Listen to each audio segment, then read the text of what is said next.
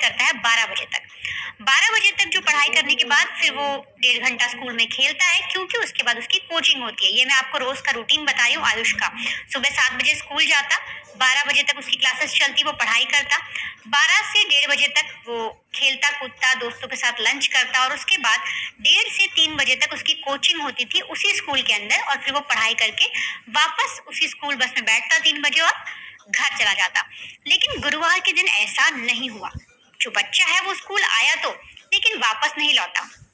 अब 3 बज जाते हैं, जो परिवार वाले लोग थे वो इंतजार कर रहे होते हैं कि अब तक आया नहीं, माँ इंतजार कर रही होती है, लेकिन वो कुछ देर और रुकते हैं कि ठीक है, हो सकता है स्कूल बस लेट हो गई हो।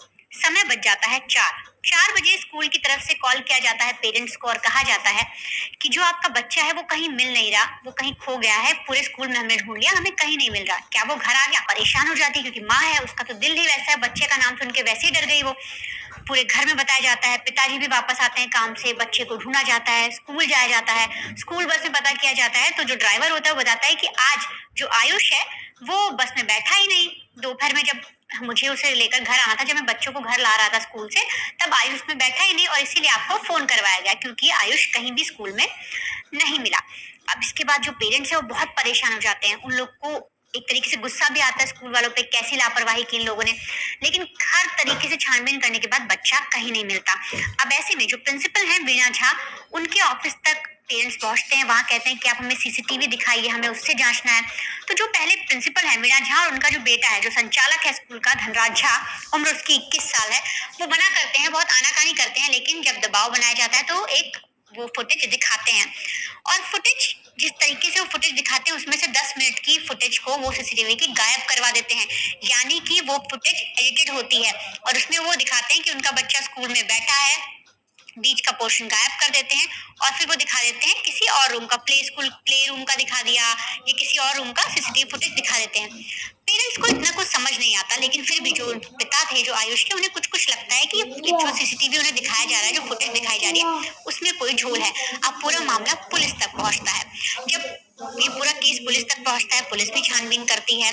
बच्चे को आस पड़ोस में देखा जाता है, स्कूल के पास जो जगह बनी है, जो पार्क है, वहां तक हर कहीं बच्चे को एक तरीके से उसकी तहकीकात की जाती है। लेकिन उसी स्कूल के क्लासरूम में, यानी जहां बच्चा पढ़ता था, अभी आप जो तस्वीर देख रहे हैं, जो एक खेलने का बच्चों का बना हुआ है, उसके अंदर एक गटर है, इस जगह पर कोई छानबीन नहीं होती। अब ऐसे में माँ दबाव बनाती है पुलिस वालों पर कि आप एक बार फिर से आप सीसीटीवी देखिए, हमें शक हो रहा है, स्कूल वालों ने कुछ जरूर किया है। पुलिस वाले भी अब सीसीटीवी फुटेज मंगाते हैं, लेकिन पुलिस वाले यहाँ पर वो कहते हैं ना कि वो लोग लगातार जांच पड़ताल कर रहे हैं, तो उन्हें आइडिया रहता है। अब वो जैसे सीसीटीवी फुटेज देखते हैं, उनका दिमाग चल जाता है। पुलिस वालों को फुटेज दिखाया जाता है प्ले रूम का, जिसमें देखते हैं कि जो आयुष है वो अपने जो उसके साथी हैं उनके साथ बैठकर पढ़ रहा है। फिर अचानक से बीच का पार्ट गायब है, जब बच्चे क्लास से बाहर निकलते हैं या क्लास के अंदर कोई आता है, तुरंत उसके बाद एक फुटेज आता है जिसमें जो दाई है, यानी जो काम करने वाली महिला है वहां पर, वो कमरे की सफाई कर रही है।